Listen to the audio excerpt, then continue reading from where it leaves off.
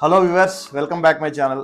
చాలా మందికి కెమెరా గురించి, సీసీ కెమెరాల గురించి చాలా కన్ఫ్యూజన్స్ ఉన్నాయి. ఎలాంటి కెమెరా అయితే ఇంటికి బాగుంటుంది, కమర్షియల్కి ఎలాంటి బాగుంటుంది, గోడౌన్స్కి ఎలాంటి బాగుంటుంది, ఫ్యాక్టరీస్కి ఎలాంటి బాగుంటుంది, ఏదైతే బాగుంటుంది, బడ్జెట్ ఎలా ఉంది, ఏ బడ్జెట్లో కెమెరాస్ వస్తాయి, ఇలాంటి కన్ఫ్యూజన్స్ అన్నీ ఉన్నాయి. చాలామంది మనకు మెసేజ్ ద్వారా కూడా తెలియజేస్తున్నారు.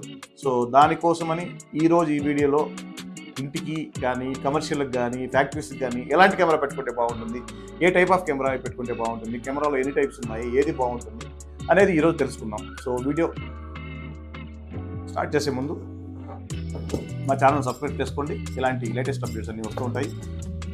So let's start the video. So నార్మల్గా ఫస్ట్ మనం కెమెరా టైప్స్ గురించి మాట్లాడుకుంటాం. టోటల్ కెమెరాలో 3 టైప్స్ ఉంటాయండి. 3 టైప్స్లో ఒక్కొక్కటిగా మీకు వివరించి చెప్తాను. ఏది అయితే రికమెండ్ చేయొచ్చు, ఏదైతే రికమెండ్ చేయకూడదు, నా రికమెండేషన్ ఏంటి, ఏది నేను రికమెండ్ చేస్తాను అనేది కూడా మీకు వివరంగా చెప్తాను. సో వీడియో చివరి దాకా చూడండి. కెమెరాలో ఫస్ట్ వచ్చేది ఏంటంటే వైఫై కెమెరా అండి. ఇందులో వైఫై, 4G, సోలార్ 3 వస్తాయండి. వైఫై అంటే వైఫై ద్వారా కనెక్ట్ అయ్యి, ఇంట్లో వైఫై ఉండాలి, వైఫై ద్వారా కనెక్ట్ అయ్యి చూసుకోవచ్చు. 360 degrees రొటేషన్ వస్తుందండి. దీంట్లోనే మెమరీ కార్డు ఉంటుంది. సో ఇది టెంపరీ బేస్ అండి. ఇదైనా సరే 4G సిమ్ అయినా సరే, సోలార్ సిమ్ అయినా సరే. సోలార్ సిమ్ బేసికలీ మనం ఎక్కడ వాడతామంటే ఎక్కడైతే పవర్ లేదో, ఫర్ ఎగ్జాంపుల్ తోటలు, మామిడి తోటలు, పంట పొలాలు, ఇలాంటి వాటి దగ్గర ఎక్కడైతే పవర్ సోర్స్ లేదు అక్కడ మనం సోలార్ కెమెరా వాడతామండి. సో సోలార్ కెమెరా పర్టికులర్లీ దానికోసమే తయారు చేయబడింది. Solar camera best for the gardens and all, అదే అండి. సో ఇక వైఫై కెమెరా, సిమ్ కెమెరాకి వస్తే ఇందులో టెంపరీ కెమెరాస్ అండి. ఇది ఫర్ ఎగ్జాంపుల్ ఎక్కడైనా మనం కన్స్ట్రక్షన్ చేస్తున్నాం, అక్కడ టెంపరీ కెమెరా పెట్టుకోవాలి, అలా అయితే ఈ కెమెరా పెట్టుకోవచ్చు. ఈ కెమెరా వల్ల పెద్ద సేఫ్టీ ఏం లేదు. ఓకే, ఓవరాల్ ఓకే, బట్ నా రికమెండేషన్ అయితే ఇది 100% కాదు. సో దీన్ని పక్కన పెట్టేద్దాం. నెక్స్ట్ కెమెరా అనలాగ్ కెమెరా అండి. సో అనలాగ్ కెమెరా అంటే ఫస్ట్ మీకు అనలాగ్ కెమెరాకు ఐపీ కెమెరా అంటే డిఫరెన్స్ చెప్పాలి. థర్డ్ వచ్చేసి ఐపీ కెమెరా అండి. సో అనలాగ్ కెమెరా అంటే ఓల్డ్ టెక్నాలజీని analogue camera. So analogue camera old technology అంటే ఎలా చెప్తామంటే, ఫర్ ఎగ్జాంపుల్ ఇప్పుడు పాతకాలంలో మనం డిష్ యాంటీనా పెట్టుకొని కానీ, నార్మల్ యాంటీనా పెట్టుకుని సినిమా చూసేవాళ్ళం. అప్పుడు ఎలాగా అయితే కోయాక్సిల్ కేబుల్ పెట్టుకొని సినిమా కానీ, టీవీ కానీ మనం వాచ్ చేసేవాళ్ళము. సేమ్ ఇది కోయాక్సిల్ కేబుల్ మీదే పనిచేస్తుంది. వీడియో సిగ్నల్ కోయాక్సిల్ కేబుల్ ద్వారా వీడియో సిగ్నల్ పంపిస్తుంది, DVRలో రికార్డ్ అవుతుంది, DVR సిస్టమ్. సో దానివల్ల ఏంటంటే అప్పట్లో మనం యాంటీనా కేబుల్ కదిలినా కానీ, లేకపోతే ఏదైనా అలా షేక్ అయినా కానీ, లైన్స్ రావడం, బ్లర్ రావడం, షేకింగ్ రావడం, ఇలాంటి ప్రాబ్లమ్స్ వచ్చాయి అన్నమాట.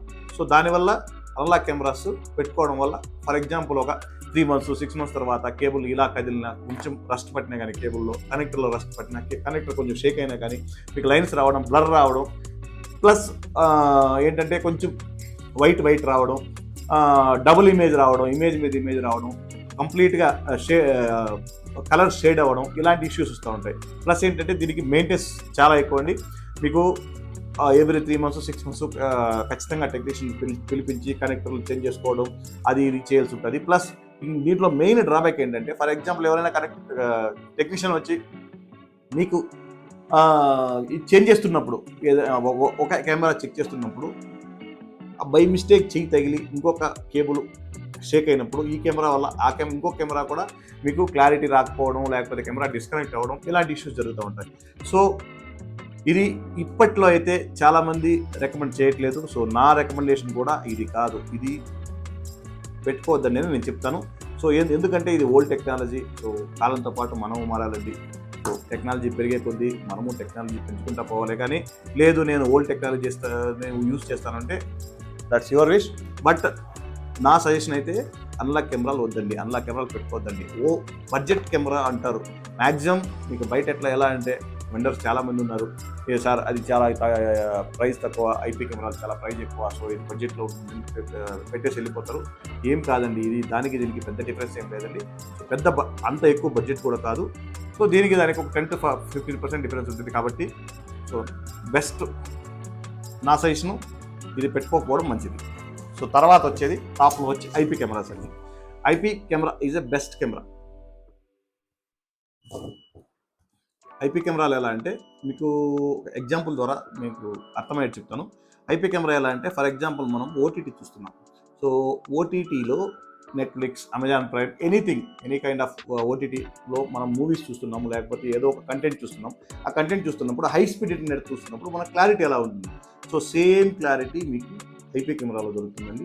ఐపీ కెమెరాలో లైన్స్ రావడం కానీ, డాట్స్ రావడం కానీ, షేకింగ్ రావడం కానీ, బ్లర్ రావడం కానీ ఇలాంటివి ఏమీ ఉండవండి. ప్లస్ లైఫ్ అండి, లైఫ్ చాలా బాగుంటుంది మీకు. ఒక్కసారి ఐపీ కెమెరాస్ పెట్టించుకున్న తర్వాత 10 to 15 years మీకు దాంట్లో చేపెట్టాల్సిన అవసరం లేదు. హ్యాపీగా సేమ్ క్లారిటీతో అప్పుడప్పుడు లెన్స్ క్లీన్ చేసుకుంటూ ఉంటే చాలు, సేమ్ క్లారిటీతో మీకు కంటిన్యూ అవుతుంది. చాలా బాగుంటుందండి. సో నా సజెషన్ ఫస్ట్ ప్రియారిటీ అయితే ఐపీ కెమెరాస్ అండి. కొంచెం ప్రైస్ వేరియేషన్ ఉంటుందండి. చాలా